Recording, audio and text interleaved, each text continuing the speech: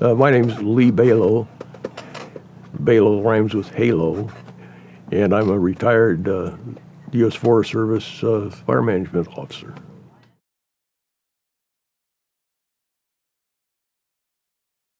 My experience in the forest, I guess, was went to summer camp, YMCA summer camp at Sequoia Lake. Figuring that the other day, that was 70 years ago.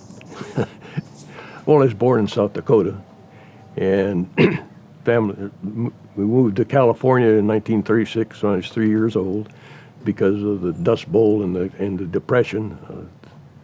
Parents were farmers and they all lost their land. So we ended up in the little town of Dinuba, just down the road here.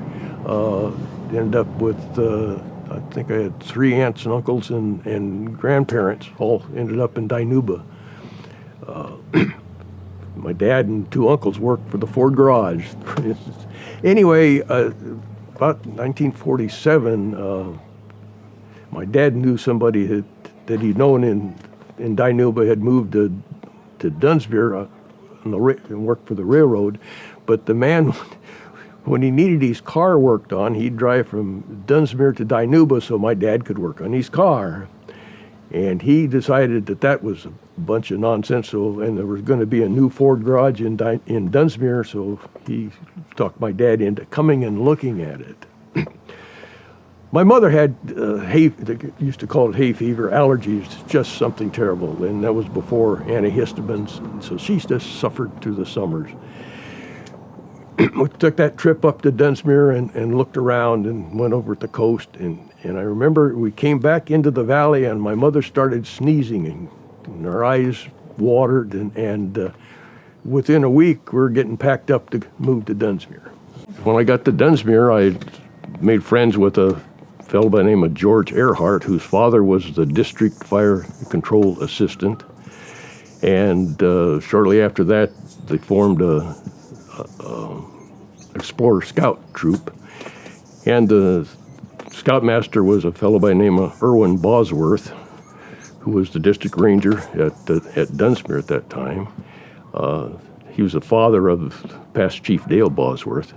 Anyway, we had a Boy Scout, Explorer Scout organization, and at that time the Korean War was going on, and the summer help that the Forest Service had relied on was, they're all in the Army. So Henry Earhart got the Boy Scout troop we went to fires to do non-hazardous work. Like, I remember going to a fire we were on the Pit District and washing dishes. That was before they had paper plates and cups and so forth. And we sat around big wash tubs, and the camp boss, if he could put his hand in the water, it wasn't hot enough. So anyway, we washed dishes. Another time a couple of us ended up on a little fire just south of Dunsmuir, and our job was to take water to the guys on the line.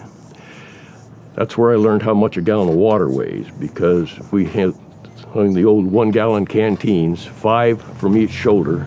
So we had 10 of them and went up the hill dropping water off to the firefighters. So I learned that water weighs 8 pounds a gallon, and I've never forgotten that.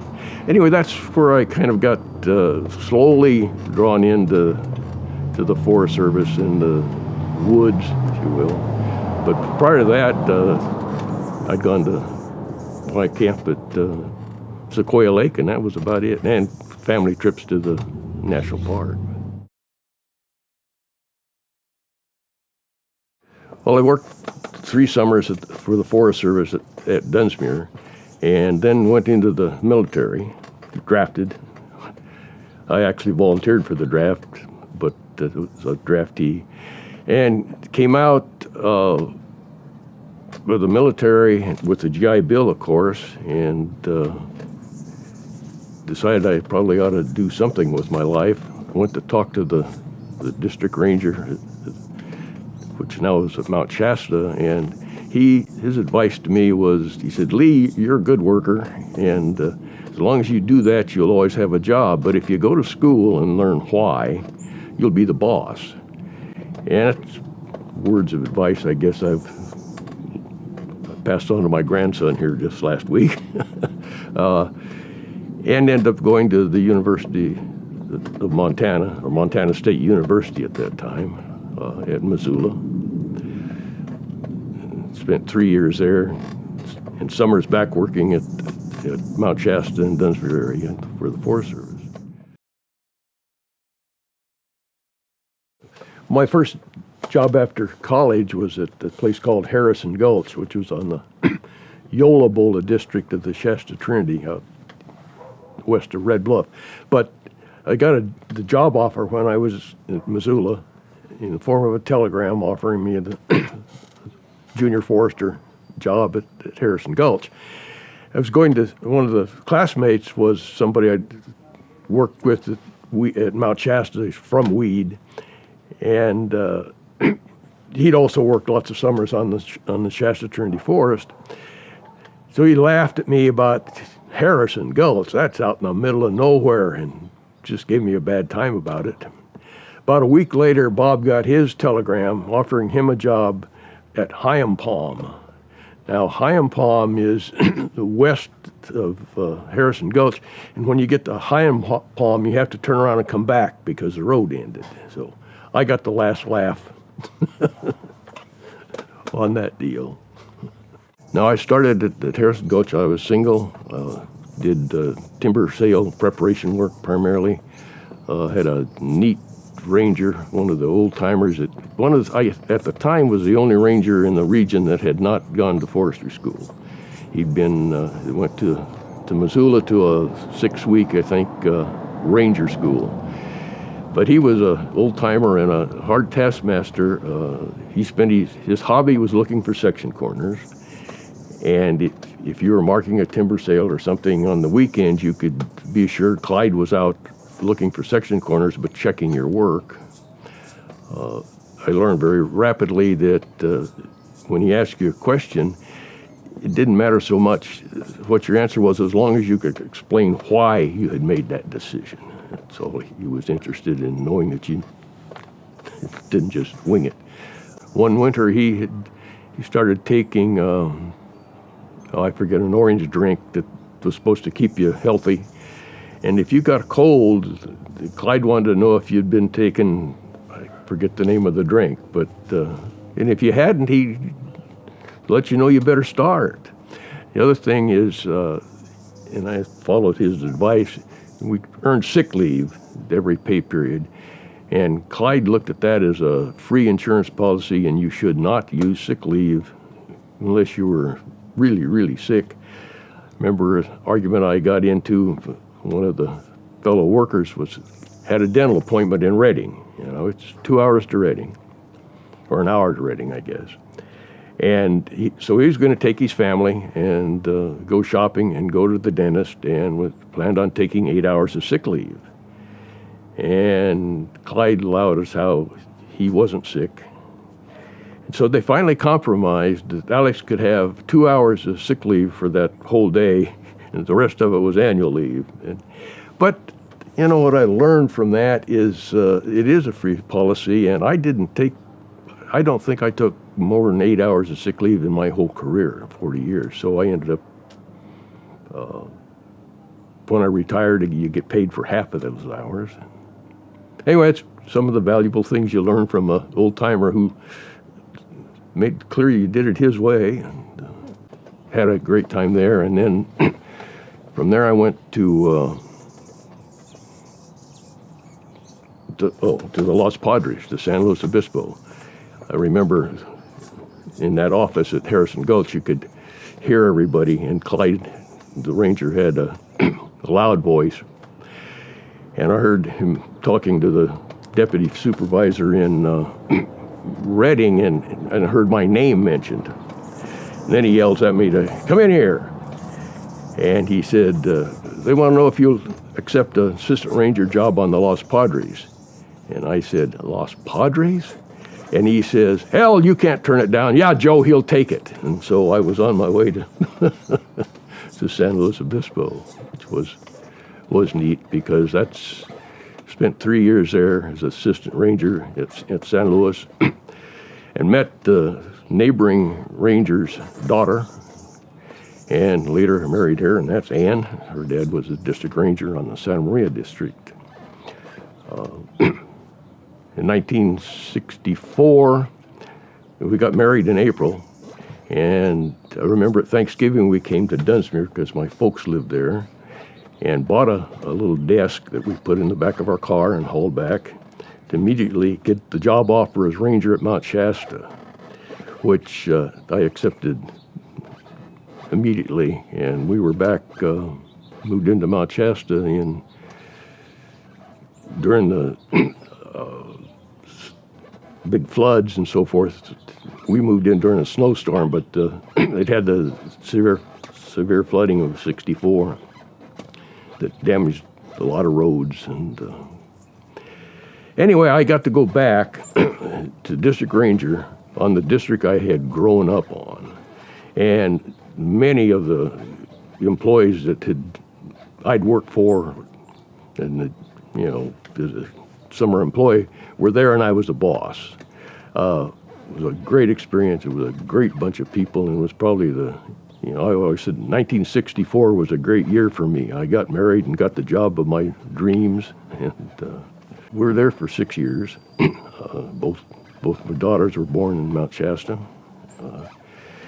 And in those days, the Forest Service moved you quite often. It used to say, you better be sure you're where you want to stay the rest of your life if you turn down the second job offer.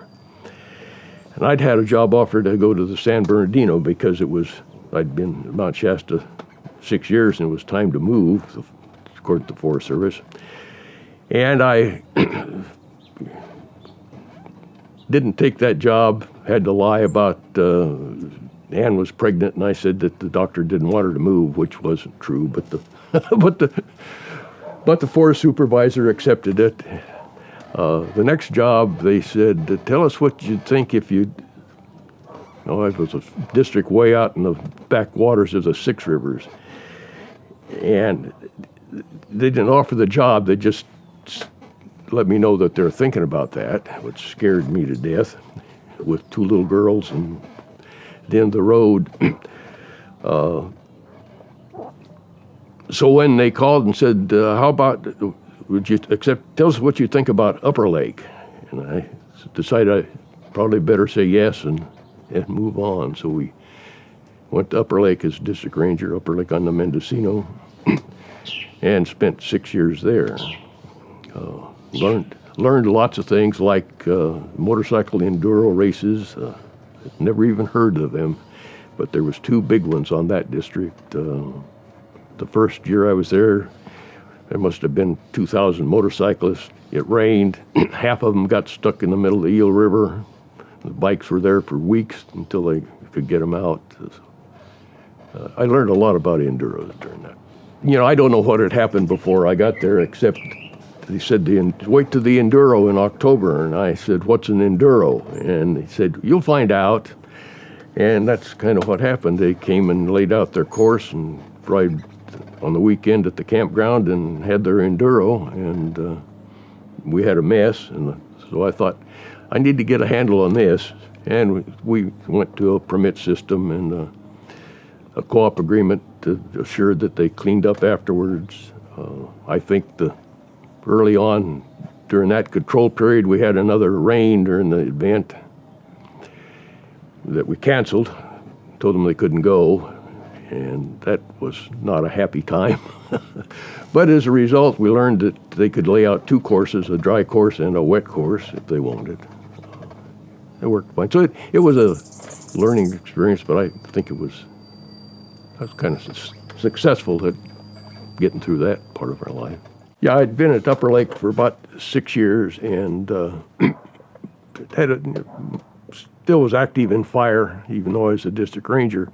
And the fire management staff officer position came open here, and I was offered that. And I always said I didn't want to live in the valley again, particularly Porterville, but the fire staff job on the Sequoia Forest sounded like something I'd really like to do. And so we moved to Porterville in mid-70s, I think. And I was a fire staff officer, had responsibilities in aviation, law enforcement for a while, communications for a while, and we did some changing of staff assignments, but I had all those responsibilities off and on during the last 20 years of my career.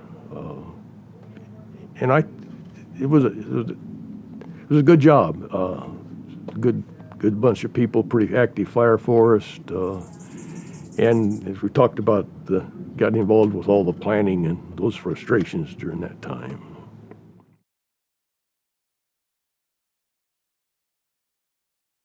The Mount Shasta brush fields, that's the land between the upper limits of the Mount Shasta city and up, I don't know, 2,000 or 3,000 feet elevation, had been burned, logged and then burned many times in the 30s and so forth. So the lower slopes were just solid brush, manzanita primarily, wild plum and choke cherry and so forth. And I believe in the 40s sometime, the Forest Service started a project of trying to reforest those lands, and they started with a huge big plow. I think it was called a plumas plow, towed behind a tractor, a Caterpillar tractor. And they just plowed rows down through the brush and planted trees.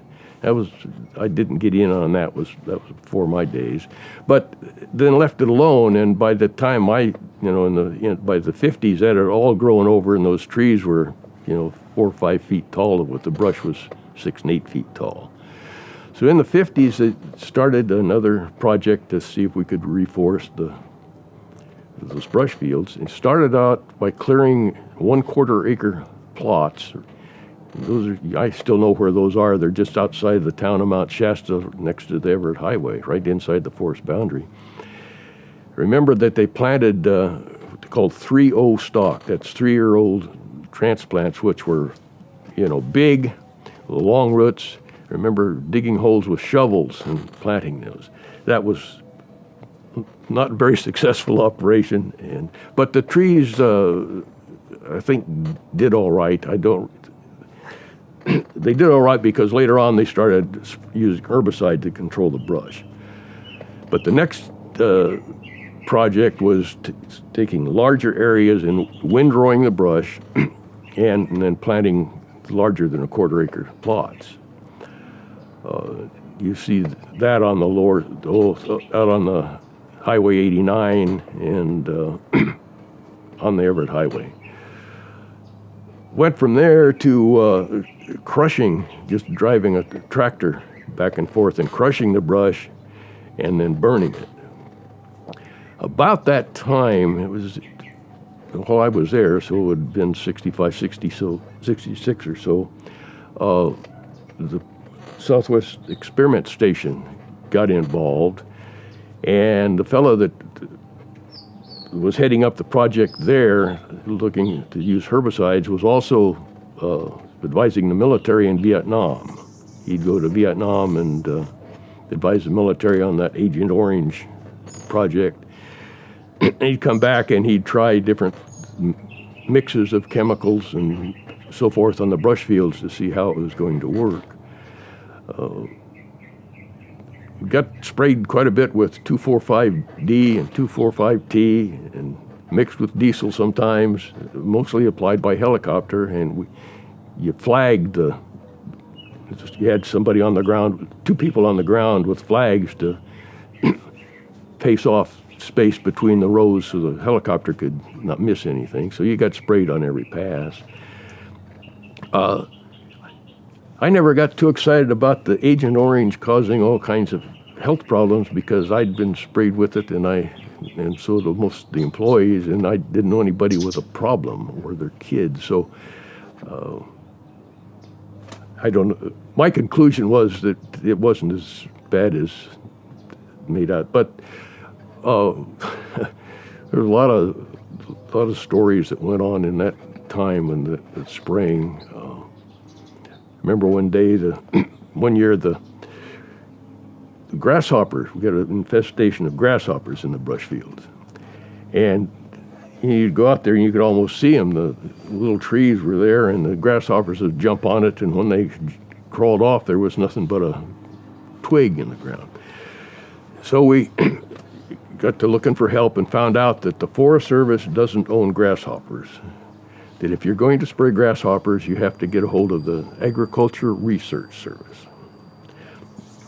So we did, and they sent a couple people up to look at our problem and decided there was no problem because the population of grasshoppers wasn't enough to meet the standards that they'd used in cornfields and agriculture areas. But of course, trees were planted, the spacing was much greater in a cornfield. Anyway, they told the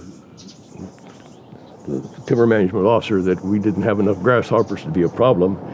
John knew we did, so he got a hold of a lady that was a press stringer for the Reading and Sacramento paper and had been a Forest Service employee, and told her the story.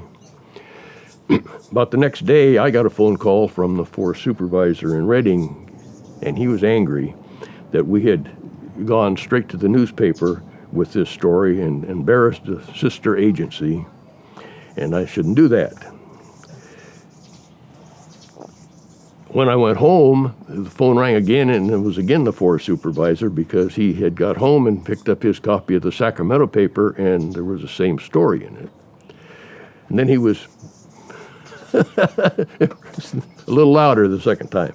The end result, though, is the Agriculture Research Service came back, reevaluated, decided we had a problem, and we sprayed for 2 years, 2 seasons, malathion on grasshoppers on the brush fields. So lots of interesting things. We had 2 escape fires during the years I was there.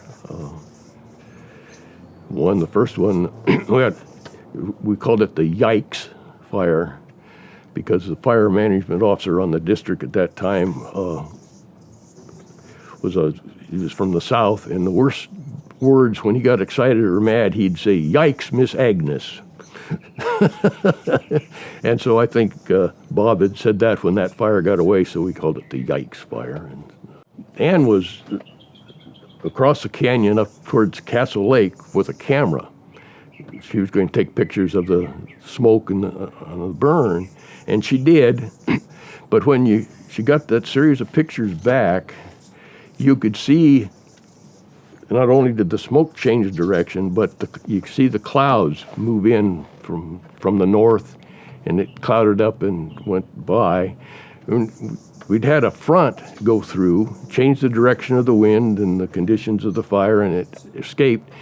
The front had been forecast, but it was about 12 hours early. Fire burned. I up across, got on some private property, and it was kind of exciting. Fire just went that one day. We picked it up at night. I don't think it got 100 acres escape. Interesting, this was early spring, so it had rained and the ground was somewhat damp.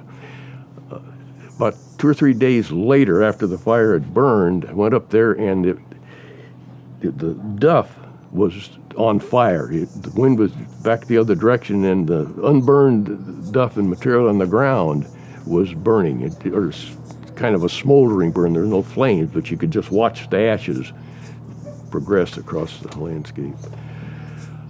Second escape was we had a large area of crushed brush and put in big, wide fire lines around it, and those fire lines had the brush was piled up, windrows, and so we had been burning those windrows, and I think the fire management officer had gone up every night, on his own time to check. And one night he went out, and it was just still and quiet, and he hadn't seen any smoke up there for a couple days, so he didn't go. Next morning, the lookout called and said we had the fire across the line. Again, we had a front that was predicted, but it was about 12 hours ahead of time, and it drove the fire north up towards Weed. I think it 200 or 300 acres out of that on private land.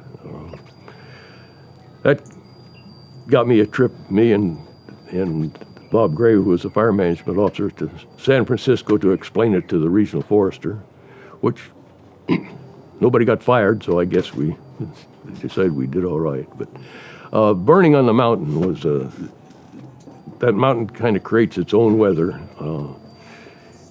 and you can get fooled easy.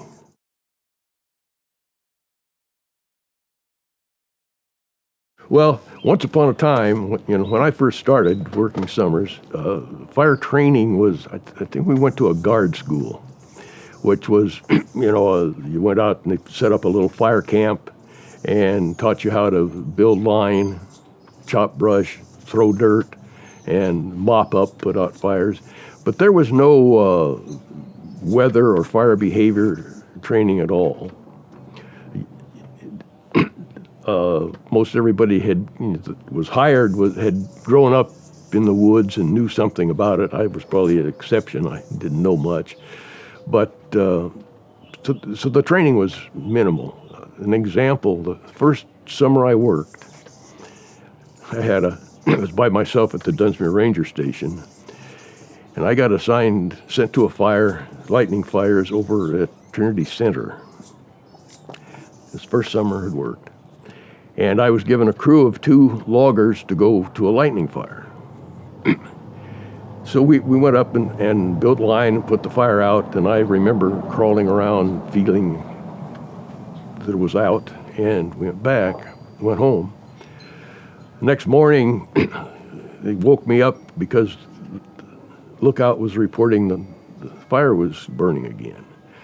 So I took another 2 first-year employees. I was the boss, and went to the fire, and it was across the line that we'd put in the day before, and it was burning slowly downhill. So what I knew is you attacked the head of the fire, which was burning downhill. Well, suddenly the fire started burning uphill, and so we were working on the wrong end of it. It got away. It chased us up. We went out of there up the road. I remember I think they sent 2 or 3 more people in before it really got away. I remember going up to that road, the last guy in the line yelling to walk faster because the fire was nipping our heels. Anyway, everybody got out all right, and I ended up working on that fire until it was dead out. I think they were punishing me. But interesting, that happened. It was burning downhill and it went uphill. The next summer, in the summer work, I was the foreman at a place called Castella. And I was reading a book called Fire by a guy by the name of Stewart. And it talked about fire behavior, and it talked about how the nighttime, early morning, you have a down slope wind flow, and as the country warms up, it turns up slope. And I remember thinking, oh, that's what happened on the Lady Slipper fire. So that was the training at the early days was pretty marginal. The other training I remember, with the experiment station sent a crew around, going from station to station, teaching. There was a little booklet called Fire and Water, and the purpose was to make sure teach you how to stretch water as far as you could, to use as little as possible in putting out a fire. But that was high-tech training. So over the years, every time there was a disaster, I think, training got more intensive. By the time I got out of college, there was lots of classes at Reading that were fire behavior and weather related.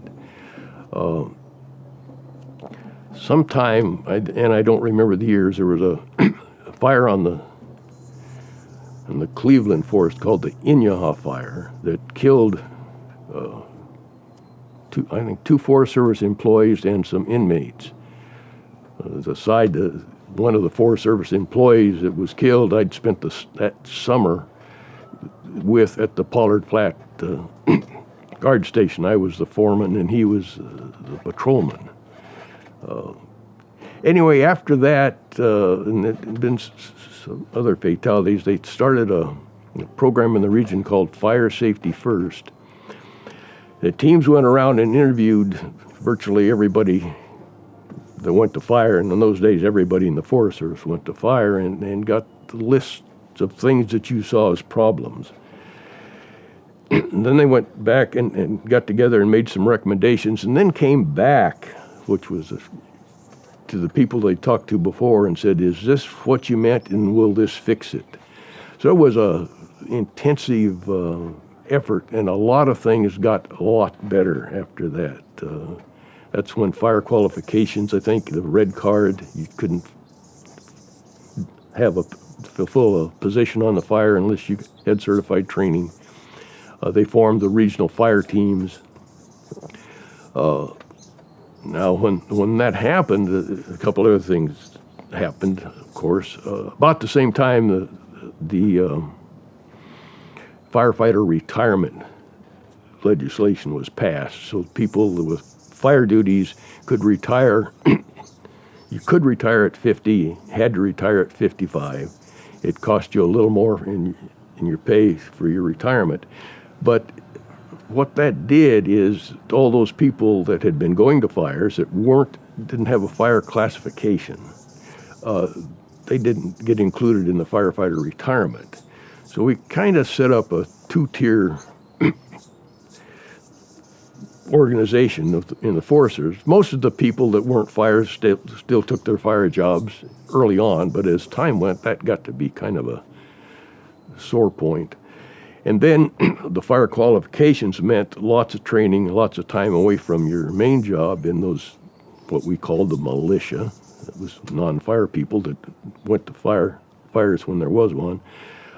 They had duties and were held responsible for production and so forth, so it became kind of a burden on those folks to go to fire. And slowly the militia just drifted away, accelerated somewhat by the consent decree and hiring lots of people that had no intention of going to the woods and fighting fire.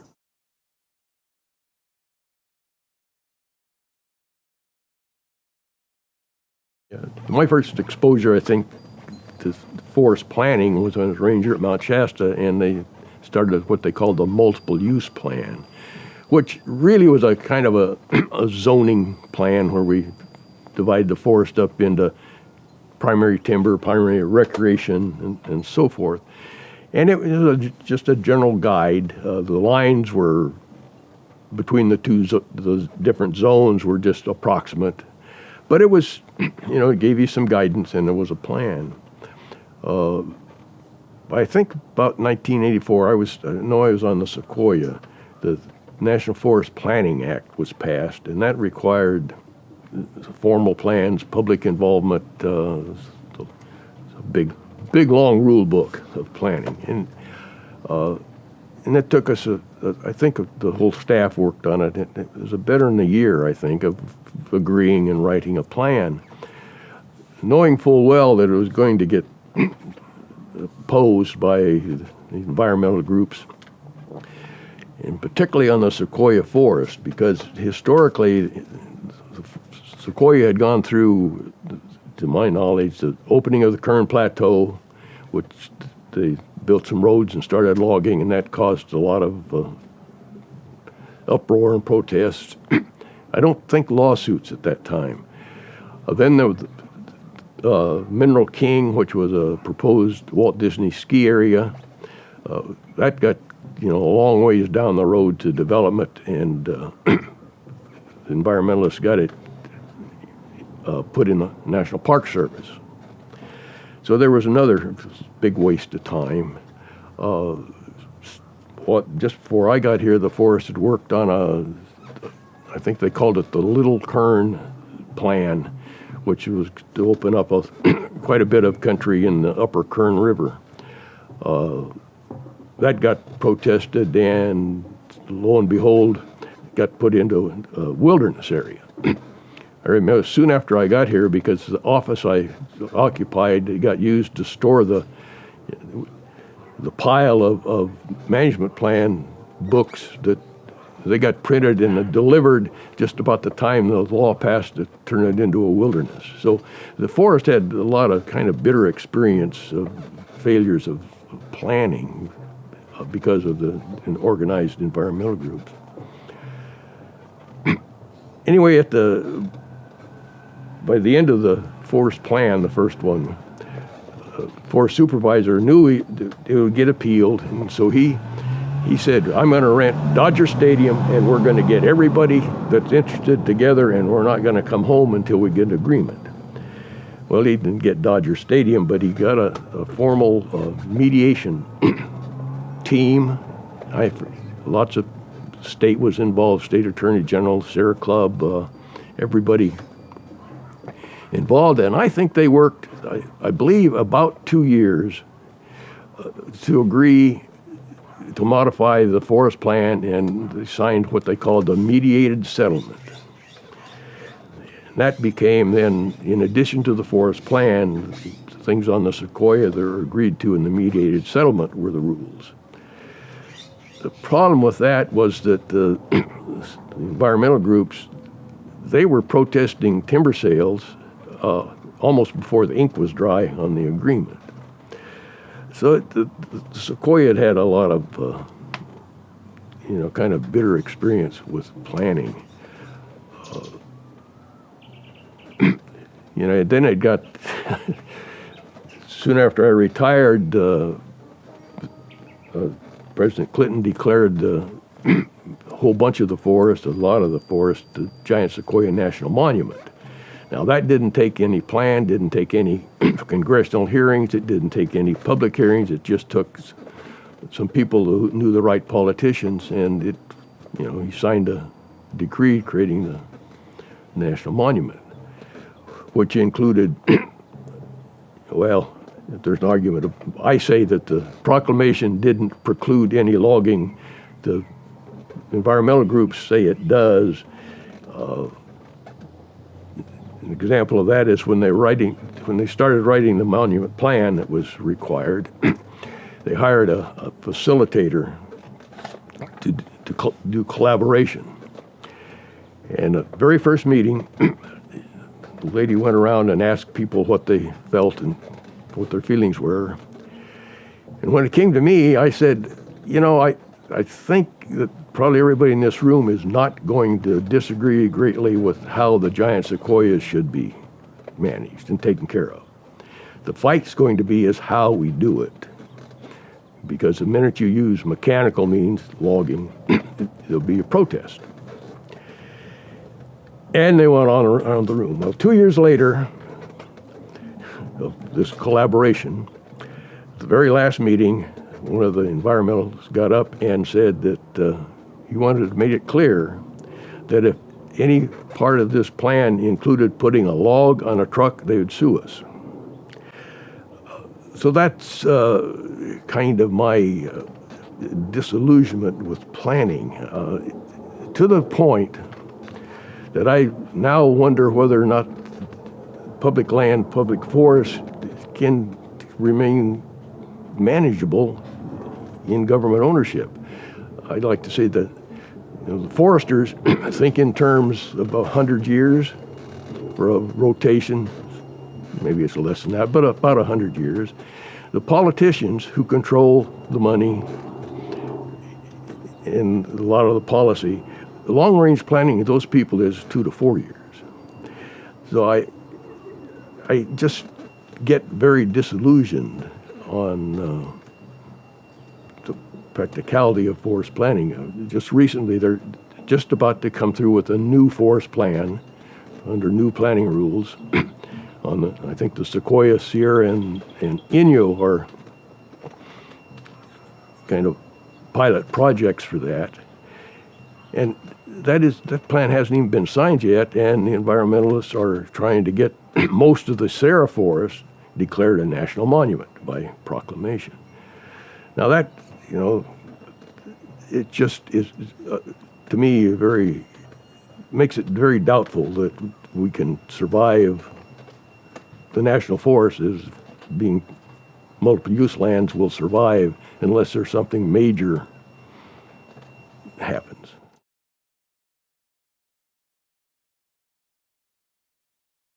Well, the giant sequoias were off limits.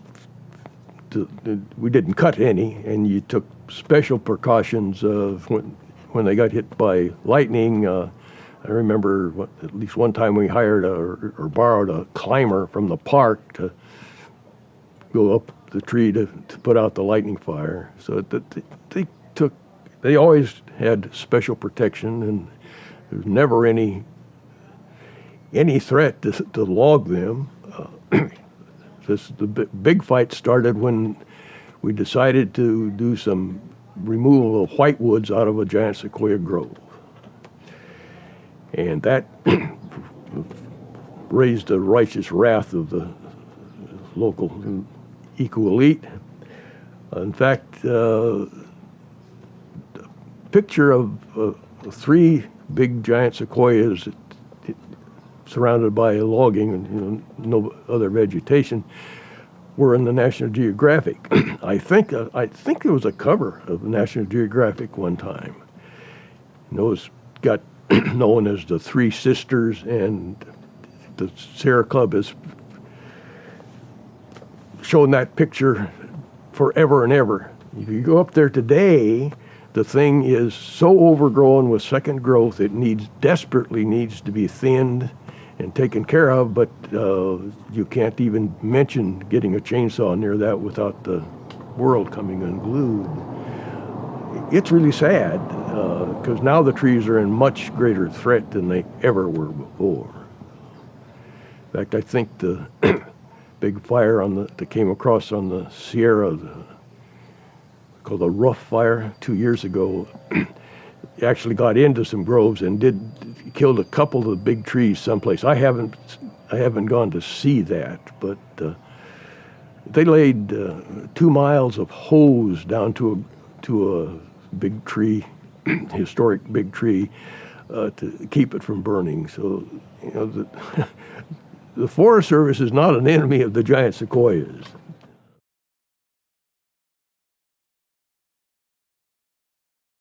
Normally, in the olden days, when you had an insect attack or an outbreak, you did something about it. You went in and removed those trees, fell them, and sprayed them perhaps.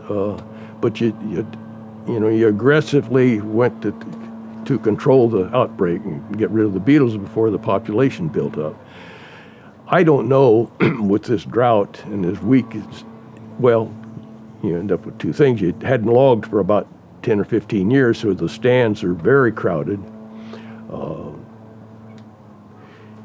And if there had been no limit on logging and so forth, whether they would have been able to act fast enough and move enough material out to prevent it. It certainly wouldn't have been any worse than it is now. Talking about what we're going to do with these trees, and you're not going to do anything with them.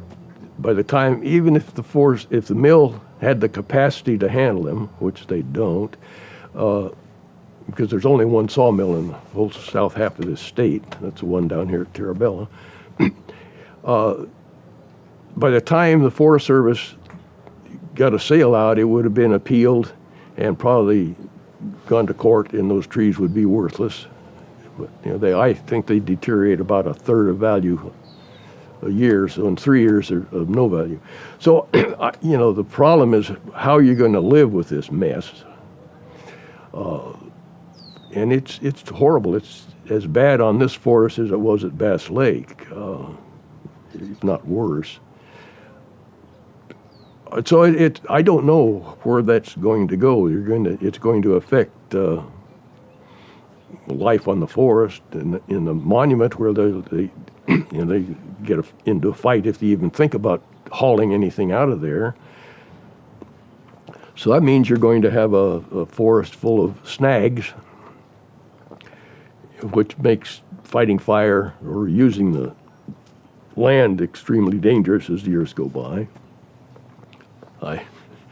That's kind of a side.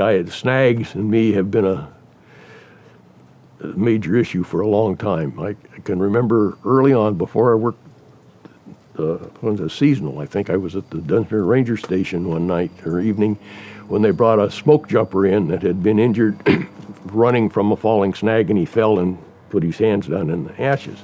And I always remember that, you know, those things can kill you. During most of my career, you burn snags. In the wintertime, if you're marking timber, you're in the woods, and you saw a snag, you set it on fire. Timber sales required every snag to be felled. During our land management plan, by that time, you know, wildlife biologists had shown up and said, yeah, you know, snags have some value. And I guess I could say, yeah, okay. But I remember the argument we had in the forest plan of how many snags we should have. Unfortunately, the wildlife staff had been to fires. And I remember the argument, we settled on, I think, 2.5 snags per acre was what was okay. I arrived at that. One day I was trying to figure that out, and I scaled off an acre, and then I said, make a 100-foot snag. And you can remember this. So when you get more than 6 snags in an acre, there's no safe place. Snag can kill you any place. Anyway, so now we've got, you know, we're going to have a forest full of snags until they fall down, and that's going to be a long time. They make firefighting, you know, very unsafe and in fact impossible. They cause spotting. It's a major concern, and I really don't know what the answer is going to be, but the question is not what we're going to do with this wood, it's how you're going to live with it, I think.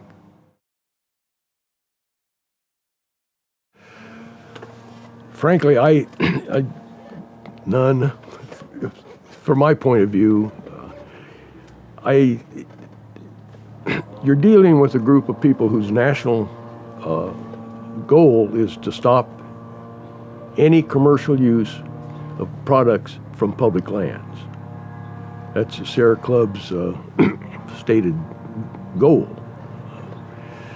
So, and they're not going to budge from that. You can make local deals with the local chapter of the Sierra Club, perhaps, but then the chapter down the road will come sue you.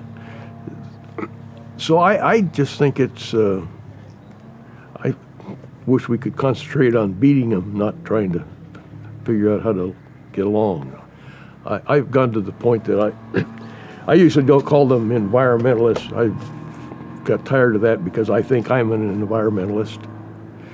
So I worked on it, and so I came up with coined the phrase eco-elites, because they use ecology, the science of ecology, and they just think their opinion and wants are more important than anybody else. So I call them the eco-elites. And so, you know, and I'm not speaking from policy and so forth. Just my position is it's a losing battle. We ought to figure out how to beat them, not get along, because I don't believe you can get along.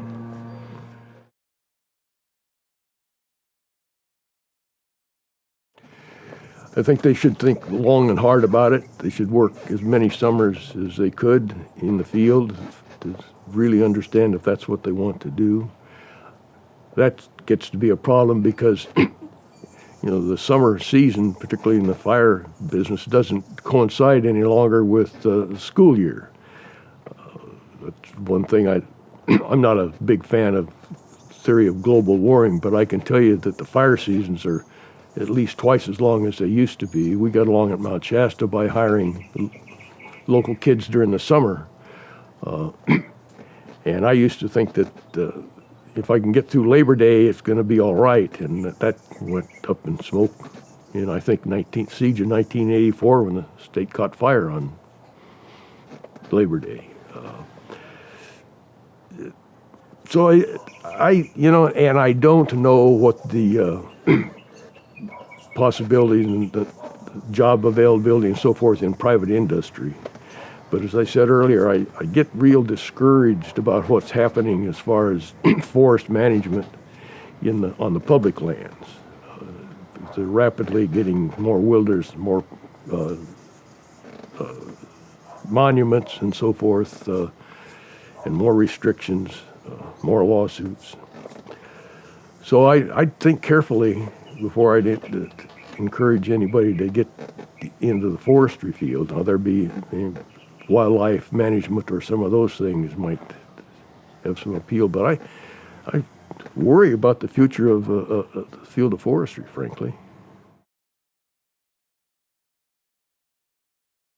Well, I joined because I think we talk about it being almost mandatory in the Forest Service. If you're going to get any kind of a good performance rating, you had to be a member of SAF and and attend meetings and be active if you wanted to get a score of 1, which was the good score. So it was, like I say, just short of mandatory, and so I joined. In those early days, the meetings were in Reading, and I think at first that was called the Reading Forest Forum. But all the timber industry people and all the Forest Service foresters attended their big meetings, and you got to associate with lots of people. It helped you at your job because you learned more people and saw them in an informal setting. So I'm glad it was almost mandatory because it was worth it. I never regretted belonging. Different places. I don't remember going to any meetings when I was at San Luis Obispo, for instance. There may have been a chapter over there, but I don't remember going to meetings. I remember going to a field trip to Johnsondale in the Kern Plateau while I was at San Luis Obispo. When I was at Mount Shasta, there was a real active chapter. We met at either Weed or Wairika with all the Forest Service people. They'd come clear up from Happy Camp, the Klamath River, and good attendance. And the private industry people were always there. It was a great fellowship. While I was at Mount Shasta, there was a fellow that I think his job, he was a forester, but he was also the county farm advisor, and he was one of these people that never took no for an answer. And we organized kind of a outdoor class day for all the elementary school kids in the southern end of Siskiyou County. That was kind of neat to set that up and interact with I think they're 5th and 6th graders probably at that level. Down here in this chapter, it was pretty good size, but over the years, as people have died and moved away, and the Forest Service not hiring foresters anymore, we're down to very few people. But we had, for years we raised money for a scholarship fund by collecting Christmas trees after Christmas and hauling them to the dump. That started out to be lots of trees and lots of days and manpower to accomplish, but over the time everybody went to artificial trees, so we finally ran out of that business. It's been I've enjoyed the membership here and the association with people. I was chapter chair for 3 different times. The chapter's got so small now we don't bother to elect anybody. It's just there's a rotation. It's your turn. And so I've gone through 3 cycles of that and enjoyed it. You ask about getting along or dealing with, negotiating with environmental groups. My feeling is we need to concentrate on winning the battle over whether you're going to manage forest lands or not. If some way an SAF ought to be involved of getting back to the importance of managing the public lands for resources and to keep them healthy. Well, the one that was a working forest, paid for part of its management through the sale of the resources, and still was available for recreation and all the other uses that range, recreation, wildlife, and so forth. I guess one that could be managed by professionals without having to deal with the lawyers in the courts.